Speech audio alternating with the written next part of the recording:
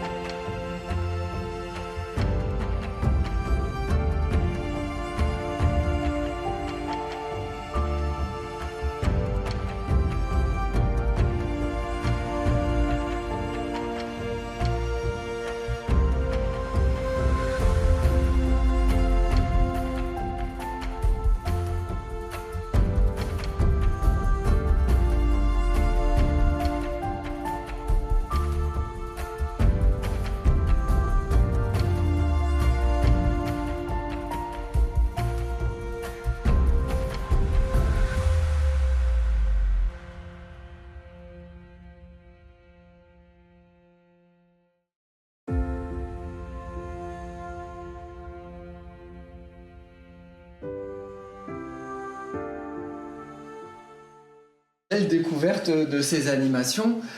Du coup, si j'étais prof par exemple et que je voulais venir avec ma classe, donc tu disais la date des inscriptions, on peut le rappeler comme ça, les profs peuvent le noter aussi parce que c'est très très important de bien suivre parce qu'il y a tellement de demandes que c'est vite complet. Donc si vous voulez, il faut bien préciser la date. Donc c'est le 19 août, dès 9 h. Nous, on va prendre toutes les inscriptions une par une et les enseignants en fait doivent aller sur le site de la ville de Moucron, prendre l'onglet e-guichet et de là, il y a donc moyen de s'inscrire au niveau de plein de services.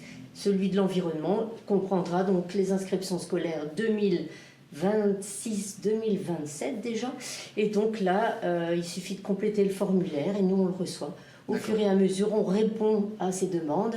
Et s'il y a un souci, on appelle s'il faut. Mais donc ce même jour, nous, on essaye de compléter notre... Enfin, je ne dis pas on essaye, on complète le calendrier des animations en direct. Et est-ce qu'il y a un catalogue d'animations où les profs peuvent piocher dans plusieurs animations, ou est-ce que c'est d'office un calendrier qui est prévu avec un nombre d'animations? Moi généralement, donc c'est une animation par classe, pas plus, parce qu'on n'a pas assez de plage horaire pour tout le monde sinon.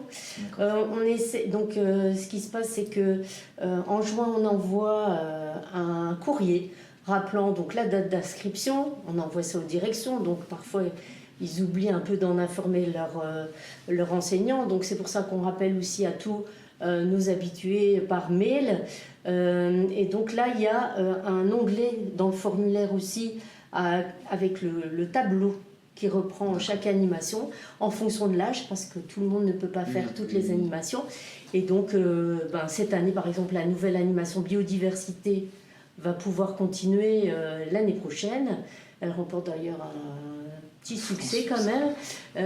Et donc, d'ailleurs, je vais en faire aussi une petite vidéo pour montrer un petit peu ce qui s'y passe. Donc ça, c'est réservé par exemple aux 4e, 5e et 6e. Et pour les secondaires, l'année prochaine, on va reprendre les animations sur les objectifs de développement durable avec donc le partenariat avec la Maison de la Transition. Eh ben, c'est super tout ça. Voilà. Et donc du coup, comme on voit dans les vidéos, donc les classes quand elles viennent, elles ont déjà les caractéristiques de ce qu'ils doivent amener comme matériel ou pas. Et du coup, la classe est séparée en deux groupes. Un groupe avec plutôt l'aspect pédagogique, je dirais, et plutôt illustratif, et un groupe un peu plus concret. La théorie, on va dire, et la pratique sur le terrain. Par exemple, pour les animations oiseaux, c'est vraiment une situation qui est importante. Parce qu'aller en petit groupe observer les oiseaux, c'est quand même plus facile que si on laisse la classe tout entière. Et donc, on a pour principe de tout le temps diviser, à du moins dans la plupart des cas. Même biodiversité, si les enfants ne font pas exactement les mêmes milieux ou visitent les mêmes milieux, ils font le même style d'animation, on se retrouve donc au centre de la réserve. Et là, on discute un petit peu de ce que les uns et les autres ont fait. Et on crée les liens justement pour expliquer la biodiversité entre le milieu que Christophe a été voir et un milieu que nous, en fait, on a été observer avec les animaux qui y vivent. Est-ce qu'il y a un petit suivi après en classe ou alors au préalable est-ce que les profs préparent un peu les animations en amont, ou est-ce qu'après ils font un petit retour pour savoir comment ça s'est passé, s'ils ont... Souvent on a des petits échanges avec les enseignants, et il faut savoir par exemple que pour l'animation biodiversité, nous on peut fournir les documents qui nous ont servi à faire l'animation pour qu'ils puissent continuer à travailler sur le sujet. Et c'est souvent un peu le cas. D'ailleurs, nous, pour faire les animations en fonction de telle ou telle tranche d'âge, généralement, on s'inspire des socles de compétences pour savoir justement ce que les élèves doivent voir en fonction de leur âge. Et donc, nous, on adapte un petit peu aussi nos animations avec toutes ces demandes pédagogiques de l'enseignement. Voilà. Et ben c'est très chouette. Hein. C'est vrai que les enfants, c'est quand même un pilier essentiel pour la protection de la nature, et c'est peut-être eux aussi qui font après l'éducation chez eux, des parents. Et nous, notre objectif, c'est ça en fait, c'est de sensibiliser à la nature pour un respect futur quand ils seront adultes, et en même temps de pouvoir faire le tam-tam vis-à-vis des parents et des autres personnes extérieures. C'est aussi le même principe pour les animations environnementales. Quand on fait Donc tout ce qui est déchets, on apprend à trier, mais on apprend aussi à la propreté dans la classe et dans la cour. Et donc ça, on espère toujours que ça a une répercussion sur la famille. Hein. Ça, c'est... Et alors, dernière petite question, vous faites les animations donc soit en classe, mais aussi parfois il y a des petits milieux naturels qui sont aux abords de l'école. Tout à fait. Et après, il y a aussi les classes qui peuvent venir donc au local de la Hulotte, mais là il y a une réserve qui est réservée que pour les animations, qui n'est pas accessible au public, c'est ça? Oui, donc voilà. On a la réserve de la Fontaine-Bleue, où il faut toujours un guide pour entrer dans la partie vraiment fermée. Donc c'est-à-dire moi ou Christophe, ou alors on doit être mis au courant à l'avance. Il faut savoir que le site est quand même ouvert aux enseignants, donc s'il y a des enseignants qui souhaitent rentrer dans les parties fermées, ils peuvent toujours nous contacter. Ici à la cellule environnement en formant le numéro 860 150. Et donc nous on voit un petit peu à leur donner les informations pour pouvoir rentrer dans le site. Après, on a aussi la réserve du Pont Blanc pour les élèves qui viennent de Luigne. Parfois, c'est plus intéressant, en sachant qu'on ne sait pas faire toutes les animations qui sont proposées à la Fontaine-Bleue. Et alors, les animations qui concernent la propreté, ça, forcément, c'est toujours dans l'école, parce qu'on veut que ça ait un impact sur l'établissement scolaire. Bon, maintenant, en fonction de l'animation, on peut aussi avoir les circuits courts où on visite à vélo avec les plus grands, certaines fermes de la région, pour parler justement de ça. Tout se déroule pour cette animation au lieu du terroir. Et voilà, et s'il y a un endroit tout proche de l'école, je pense par exemple à Luigne, il y a le Bois-l'Abysse, où on a régulièrement des animations avec l'école de Saint-Charles-à-Luigne ou l'école communale, puisque c'est plus proche pour eux. D'accord. Ça évite les transports, par exemple, qui sont parfois coûteux. Donc, ça, c'est, voilà. Ils viennent à pied aussi, des fois, si les écoles proches. Oh, oui. Pour le centre ou le Nouveau Monde, on évite là. Après, pour quand c'est un peu plus loin, il y a le bus généralement qui est réservé pour atteindre la destination. Et ce qui est toujours drôle, c'est que les enfants ils pensent toujours qu'ils sont partis loin. On a encore eu ça la semaine passée, voilà, où il y a un petit bonhomme qui me dit on est à Moucron ici. Voilà, parce qu'il est surpris peut-être de voir aussi qu'il y a moyen de voir un petit peu de nature à Moucron et pas seulement être en ville. Donc voilà, et eux, ils ont tout de suite l'impression d'être dépaysés et d'être ailleurs, quoi. Donc, alors qu'ils ont fait, ce jour-là, je pense que c'est 3 km du Montaleux jusque chez nous. Et donc voilà, ça c'était la petite anecdote. Je pense qu'il y a des espaces verts à Moucron qui méritent encore d'être encore connus, comme les Argilières par exemple, qui sont en train de bien se développer. Il va y avoir d'ailleurs un petit reportage bientôt sur un espace qui vient d'être aménagé là. Et donc c'est vraiment un bel espace. On a déjà fait par exemple hors scolaire des animations où on va visiter là-bas tous les oiseaux qui sont aux Argilières. Et c'est vrai que c'est un superbe et très bel endroit. Et super. Et on poursuit cette émission. Merci beaucoup Fanny. On va rejoindre maintenant Shems qui est juste à nos côtés. Alors donc tu es étudiante à la Haute École de Louvain en Hainaut, en communication, c'est bien ça? Oui, c'est ça. Et est-ce que tu peux nous expliquer un peu ce que tu fais et ce que tu étudies en fait, ta filière? Donc je suis en 2e année de bachelier en communication.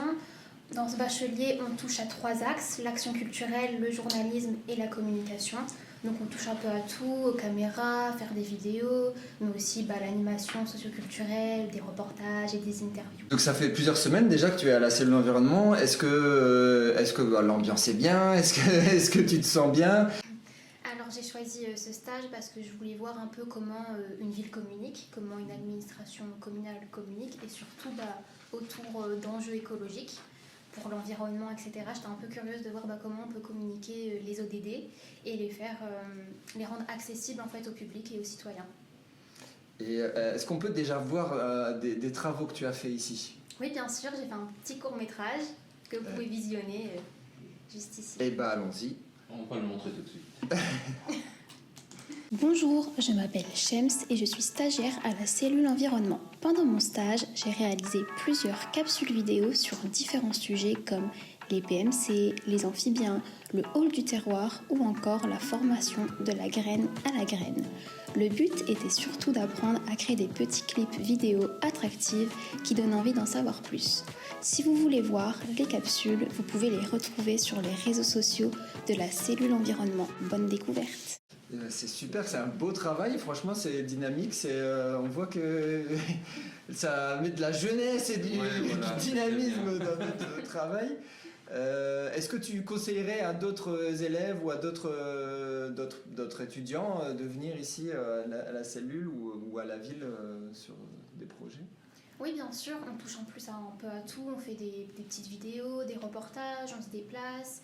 J'ai même pu faire des interviews au hall du terroir, faire des photos aussi. On écrit des articles. Donc en fait, on touche un petit peu à tout et donc c'est assez chouette. Dans ton domaine, tu as trouvé quand même ce qu'il fallait pour ton stage, quoi. Oui, voilà, j'ai rempli toutes les missions. Oui, parce que c'est pas un service spécialisé dans la communication, parce que c'est un service plutôt tourné vers la nature et vers le dehors, mais donc tu as réussi quand même à dynamiser tout ça et à intégrer aussi les objectifs du développement durable et tout. Pas mal. Et d'ailleurs, à leur école, ils travaillent ça, donc c'est ça qui est intéressant aussi. Hein, vous avez des projets autour des ODD. Oui, le projet citoyen. Donc on doit développer un projet autour un des ODD. Et nous, par exemple, pour notre projet, on a choisi l'éducation de qualité. Et donc, c'est pour sensibiliser à l'entrepreneuriat dans les écoles techniques et professionnelles de qualification. Ah oui. Donc, c'est cool. Bah, ouais. Ça fait du sens dans son apprentissage. Oui. En plus, nous, on est assez diversifiés, donc ça permet de toucher aussi à d'autres thèmes qui rentrent bien dans les ODD, les objectifs à chaque fois. Quoi. Ouais. Souvent, les gens ont tendance à dire l'environnement et les objectifs de développement durable, c'est que la nature, donc biodiversité, et puis les milieux aquatiques, alors que concrètement, il y a d'autres piliers comme le volet social, le volet culturel, le volet économique, le volet travail, enfin, il y a plein de... Il y en a 17 des objectifs, voilà. Donc c'est pas une mince à faire. Et voilà, tu as réussi à bien à montrer ce que tu savais faire, bravo. Et voilà, de toute façon, c'est des reportages qu'on peut retrouver du coup sur la chaîne YouTube déjà. Ils sont déjà. Oui, ça tourne déjà et ça a très bien marché. Si vous voulez découvrir ces jolis reportages, allez sur notre chaîne YouTube. N'hésitez pas d'ailleurs à vous abonner, je vous le dis maintenant mais je vais le répéter tout à l'heure, mais à activer les petites cloches de notification pour recevoir justement dès qu'il y a une nouvelle vidéo qui sort, parce qu'on en a publié assez régulièrement, et là avec les nouveaux reportages qui vont être faits avec Fanny, sur la transition, sur les déchets, enfin tout un tas de reportages, donc n'hésitez pas à vous abonner. On va rejoindre maintenant Pierre, ou alors plutôt Pierre va nous rejoindre pour ce troisième sujet d'émission. Ensuite. Là on va partir donc au hall du terroir et donc on reçoit notre collègue Pierre qui va revenir des studios. Voilà. Hop, petite translation. Hop. Clic-clac. Transition. La transition est faite. C'est du direct. Hein. C'est du direct. Alors, bonjour Pierre, toujours derrière les caméras, mais tu es aussi, donc tu t'occupes du hall du terroir, de la communication, je vais dire, du hall du terroir. Mais sinon, il y a deux collègues qui s'en occupent, hein, Sharon et Coraline, qui sont au magasin, qui font vivre le magasin, le hall du terroir. Donc c'est un magasin, si on peut réexpliquer un petit peu, qui propose en circuit court de soutenir les agriculteurs de notre région. On travaille avec 25 fermes de la Wapie ou de France ou de Flandre, et puis on travaille aussi avec une cinquantaine en tout de producteurs ou d'artisans locaux et qui proposent leurs produits au hall du terroir. Et donc le hall du terroir est situé au 133 rue de la Vellerie à Montcron, c'est sur le site de la Vellerie à côté de la Prairie et près des serres du Tremplin, et vous pouvez vous y rendre le lundi après-midi et le mercredi après-midi, c'est ouvert de 13h à 19h, et le samedi matin c'est ouvert de 9h à midi. Et donc c'est l'occasion de soutenir les agriculteurs, de faire des achats locaux et de manger en circuit court. Et manger sainement. Voilà, aussi de saison, entre autres. Et on a un nouveau projet. Voilà, c'était ça ma question. Donc tu es là aujourd'hui parce que vous avez justement un nouveau partenaire, un nouveau projet Et c'est l'occasion de présenter, d'expliquer un petit peu. En 2 mots, on avait eu l'occasion de se rencontrer déjà l'année passée. Le temps que le projet se mette en route, ça a pris un peu de temps. Mais en fait, on voulait essayer de trouver la possibilité de proposer aux clients du hall du terroir un service traiteur. Et justement, on a la chance, c'est que sur Moucron, il y a le trait d'union qui propose un service traiteur pour les membres de son entreprise. Et on s'est dit, est-ce qu'on ne pourrait pas le proposer aussi aux citoyens? Et donc, ce projet s'est mis en place et depuis le 7 janvier, on propose au hall du terroir les plats du traiteur. Et donc, il y a toute une liste. Vous voyez, ici, j'ai imprimé la liste du mois de mars. Et tous les jours et toute la semaine, il y a possibilité d'obtenir un repas frais et cuisiné en local et cuisiné aussi à partir de produits soit bio, soit locaux, mais toujours en circuit court. Et donc, en plus, c'est fait au trait d'union. Et le trait d'union, c'est un atelier protégé, donc qui redonne du travail adapté et qui donne du travail à des personnes qui peut-être n'auraient pas trouvé du travail dans une entreprise classique, on va dire. Et donc, c'est vraiment un chouette projet. Et je vous propose qu'on découvre tout de suite le reportage qu'ils nous ont préparé. Et ensuite, on peut encore en reparler.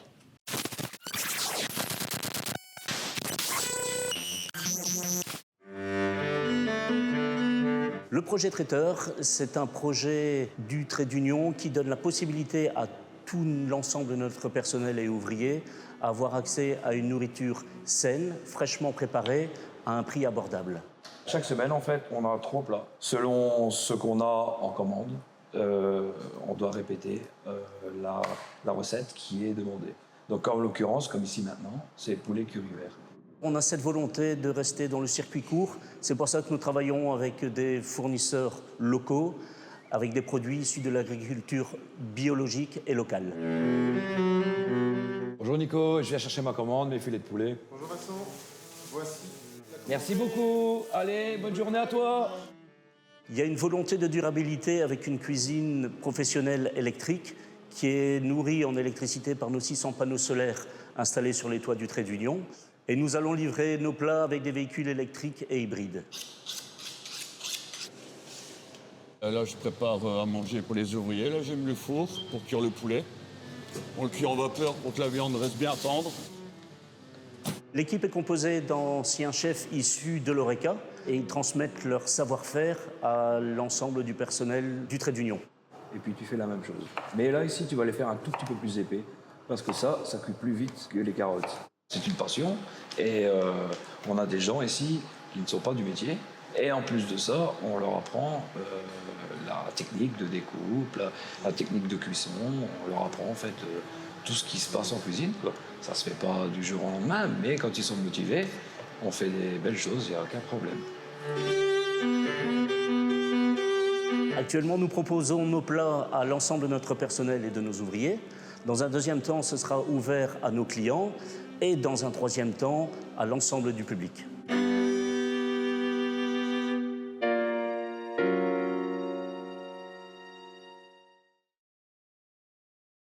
Bon, c'est ça a l'air très appétissant. En tout cas, on a envie. On a déjà des collègues qui ont goûté et qui nous ont dit que c'était très bon. Alors, pour expliquer un petit peu comment ça se passe si on veut acheter justement ce genre de produit.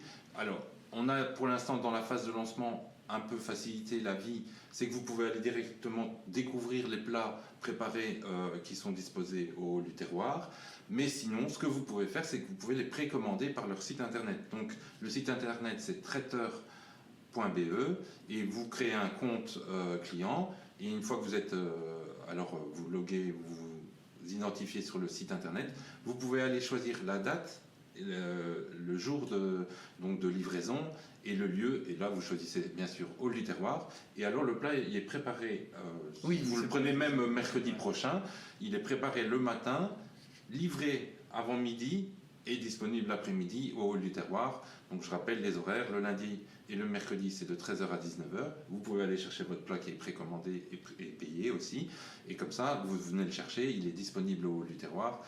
Il y a bien sûr la chaîne du froid, il est stocké au froid, mais l'avantage aussi, là vous l'avez vu dans le reportage, c'est qu'en fait si vous voulez, les barquettes qui sont préparées, elles ont une pellicule de plastique et ça garantit 15 jours de fraîcheur. Donc même si vous dites oh, mais je pars, je voyage, mais vous pouvez le commander et il reste bon une quinzaine de jours. Donc c'est parfait pour éviter les gaspillages. Et ça aussi, le fait d'avoir la précommande, ça c'est un argument aussi pour soutenir ce projet-là, c'est que comme ils vont produire les repas qu'au moment où c'est commandé. Et donc comme ça, il y a moins de gaspillage, il n'y a pas trop de stock. Et sinon, souvent, les choses qu'on prépare, elles partent à la poubelle, c'est dommage. Et donc là, ça garantit aussi une fraîcheur et une qualité et un non-gaspillage. Donc on est dans le zéro déchet. Et là, c'est très bien aussi. Donc voilà. Donc c'est une super collaboration qu'on fait. On voulait la mettre en avant.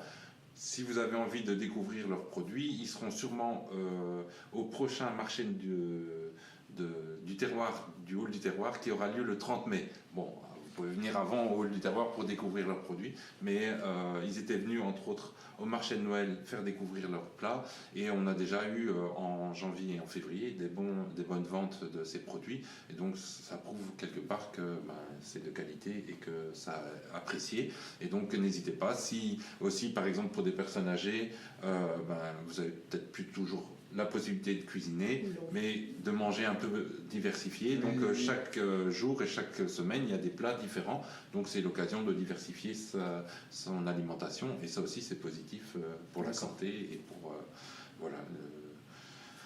le bien manger, le bien-être de tous. ODD numéro 3, bien-être. Voilà, tout à fait. Mais donc c'est pas d'une livraison à domicile, c'est livraison au hall du terroir, parce que oui, tout à fait. Que les gens non. Donc le service, c'est bien une livraison au hall du terroir, mais vous avez la possibilité de venir le chercher jusqu'à 19h au hall du terroir. Ou alors le samedi matin aussi, c'est ouvert de 9h à midi, donc c'est vraiment l'occasion. Et vous pouvez acheter à rigueur plusieurs plats, vu qu'ils ont une conservation de 15 jours. Donc si vous les commandez et vous venez les chercher le samedi, vous avez presque pour une semaine, ou presque même 10 jours de consommation sans problème. Après voilà, vous pouvez en prendre une fois de temps en temps et c'est très bien aussi. Et je rappelle qu'au hall du terroir, il y a tous les légumes et les fruits disponibles en libre service, en vrac. Donc c'est l'avantage, on peut prendre juste 2 pommes, 3 carottes, 2 oignons. On n'aura pas acheté en grande quantité. Et ça soutient aussi les agriculteurs de notre coin, donc ça c'est positif.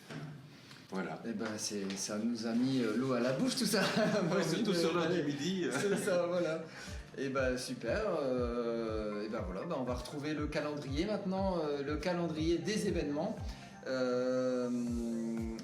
Justement, tu disais au mois de mai, les portes ouvertes du hall du terroir et aussi l'anniversaire du hall du terroir.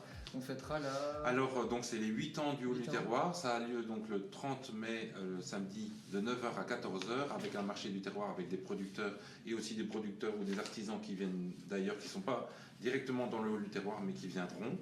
Et ce qui est aussi chouette, c'est que ça se fait dans le cadre de Rendez-vous en terre agricole, qui est un projet de la province du Hainaut. Et donc, cette porte ouverte dans Rendez-vous en terre agricole, elle a lieu du 1er mai au 30 mai. Alors nous, on finit un petit peu cet événement, mais on vous en parlera un peu davantage justement au live du mois de mai pour rappeler un peu les portes ouvertes qui auront lieu dans toute la province du Hainaut autour de l'agriculture. Et le hall du terroir, c'est aussi essayer de soutenir les agriculteurs de notre coin, et donc ça fait son sens. Oui, surtout avec l'actualité en ce moment, c'est très important tout ce qui est fait. On reçoit Fanny à nouveau pour les dernières années, pour le calendrier. Alors, donc c'est le moment tant attendu du calendrier qui va des dates, des activités qui sont imminentes. Le prochain rendez-vous est le vendredi 20 mars de 17h30 à 19h30 pour un atelier do it yourself.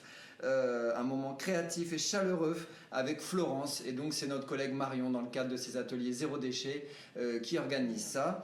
Ça se passera donc à la Maison de la Transition, rue du Blanc-Pignon 33. Venez apprendre à fabriquer votre bouquet de bougies naturelles délicatement accompagnées de fleurs séchées, le tout présenté dans des vases que vous apporterez. Donc c'est la seule chose que vous devez apporter, c'est un contenant, un vase ou une tasse ou un bol, enfin quelque chose qui vous tient à cœur. Et donc vous pourrez donc fabriquer ces bougies naturelles, colorées, parfumées, faire des petites compositions florales avec les fleurs séchées, et vous aurez bien sûr des conseils personnalisés dans une ambiance conviviale. Pour la réservation, un mail à 0déchet@moucron.be ou vous pouvez nous passer un petit coup de téléphone, on s'occupera de la réservation. Bien sûr, c'est un atelier qui est réservé pour les adultes, donc plus de 15 ans. Et comme tous les ateliers qu'on mène dans le cadre des projets de la cellule environnement, il faut simplement amener une denrée non périssable pour la banque alimentaire. Donc c'est gratuit, mais simplement sous cette condition d'amener cette denrée non périssable. Voilà, donc vous pourrez repartir ainsi avec peut-être un cadeau à faire à quelqu'un et une création unique. Deuxième rendez-vous, donc ça c'était le 20 mars. Deuxième rendez-vous le samedi 21 mars. Et là, c'est pour ça que tu nous as rejoint, Fanny, pour la sortie nature à la Fontaine-Bleue. Tout à fait. Donc à 9h, on vous attend en face du local de la Hulotte pour découvrir ou redécouvrir la réserve de la Fontaine-Bleue, avec bien évidemment un petit clin d'œil à nos amphibiens. C'est la pleine période et donc pour nous aussi, c'est l'occasion de vous montrer et peut-être de découvrir justement ce que vos enfants ont fait. Donc si vous êtes curieux de savoir comment ça se passe, n'hésitez pas à revenir vers nous et donc à vous, non pas vous inscrire, mais c'est toujours bien de savoir si on sera nombreux ou moins nombreux. Donc de nous appeler ou de nous écrire un petit message à Christophe.gruvier. Alors Gruvier, c'est GRUWIER@moucron.be. Voilà, et donc vous pourrez pénétrer au cœur de la réserve de la Fontaine-Bleue, qui est un lieu qui est d'habitude inaccessible. Et là, vous pourrez y aller et voir un peu ce que vos enfants font, et puis découvrir ce lieu. La marche de la Fontaine-Bleue, Et alors moi, j'ai encore autre chose. N'oubliez pas des bottes. Oui, le 23 mars, oui, n'oubliez surtout pas vos bottes, tu as raison de souligner, parce que c'est vraiment impressionnant cette année. Le 23 mars, il y aura lieu des inscriptions, mais donc toujours sur le site de la réserve pour vos petits têtes blondes là. On a une animatrice qui s'appelle Céline Gilles et qui donc travaille pour le Champ des Possibles et qui fait des animations sur notre site. Et donc à Pâques, elle va donc faire des animations pour les petits de 2 ans et demi à 6 ans. Et donc, si vous voulez vous inscrire, ce sera le 23 mars. Allez voir ça sur sa page Facebook, donc les Champs des Possibles. Et donc, vous allez donc découvrir tout ça sur cette page. Tout est noté, j'ai été vérifié, donc c'est intéressant. Surtout pour les parents qui ont des tout petits, puisque nous, on ne fait pas ce genre d'activité. Voilà. Alors, j'espère que vous avez pris un papier et un stylo pour noter tout ça, parce que là, le mois de mars, c'est vraiment très très complet. Alors, vous pouvez bien sûr retrouver cette émission en replay sur YouTube et sur Facebook. Si vous n'avez pas eu le temps de noter les informations, vous pouvez la retrouver. Mais bon, n'oubliez pas votre petit papier, votre crayon, votre stylo, voilà. Donc c'était le 20 mars, atelier zéro déchet. Le 21 mars, la réserve de la Fontaine-Bleue, le samedi, la sortie nature. Et le dimanche 22 mars, on a notre collègue Chloé qui, avec le potager de Papy Marc, s'occupe du projet de la graine à la graine. Et donc là, c'est une initiation à la production de semences et au jardinage, donc avec le potager de Papy Marc. Là aussi, il y a une inscription qui est obligatoire. Je vous donne l'adresse mail, mais on peut-être l'indiquera dans la vidéo. C'est JRMIEBERNARDEGMAIL, donc Jérémy Bernard gmail.com. Donc on va écrire cette adresse, mais voilà, vous pouvez réserver. Et donc l'atelier du 22 mars, le dimanche, c'est un atelier sur le rempotage. Et donc c'est un partage de savoir-faire, d'astuces pour cultiver ses semences et participer donc à un projet collectif sur la biodiversité locale. C'est un prix libre, donc si vous voulez soutenir le projet, vous donnez ce que vous voulez. Si vous êtes des curieux, n'hésitez pas à venir. Et enfin, aussi le 23 mars, donc c'est le lundi, on a une réunion. Donc là, c'est une réunion interne qui n'est pas ouverte au public, mais on partage l'information quand même, parce qu'on est dans un projet Interreg, le projet Castor, avec le réseau de transition Hauts-de-France et le réseau belge de la transition. Et donc, on a un projet de partenariat où on développe justement tout un projet d'activité sur la transition. Et vous pouvez déjà noter la date du 17 octobre. Donc là, on est beaucoup en avance, mais c'est un projet, un événement qu'on est en train de mettre en place avec eux. Et l'idée, c'est de faire un projet pour un futur meilleur et une date de laquelle vous vous souviendrez pendant longtemps. La transition n'a pas de frontières. C'est exactement, construire ensemble la transition de demain par-delà les frontières. Et donc ils viennent visiter la maison de la transition ici. Donc là, ils viennent à la maison de la transition et puis on a déjà une réunion de préparation et l'idée c'est de renforcer un peu l'engagement citoyen face aux défis climatiques notamment. Et donc voilà, ça c'était le rendez-vous transition qui est en interne pour l'instant, mais au mois d'octobre vous serez conviés et on publiera plein de stories et puis vous pourrez découvrir cet événement en long, en large et en travers. Transition.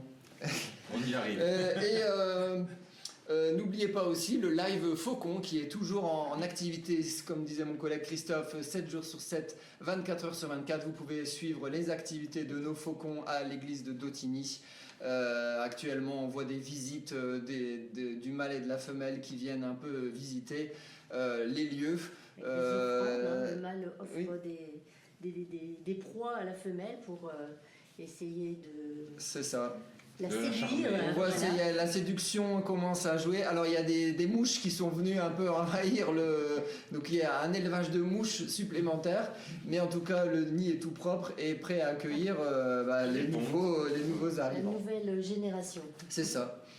Bon voilà, cette émission touche à sa fin. Je voulais remercier Pierre pour son intervention et aussi le bon déroulement de l'émission. Shems aussi pour son travail en tant que stagiaire et faisant partie intégrante de l'équipe, on peut le dire. Et Fanny pour cette découverte nature.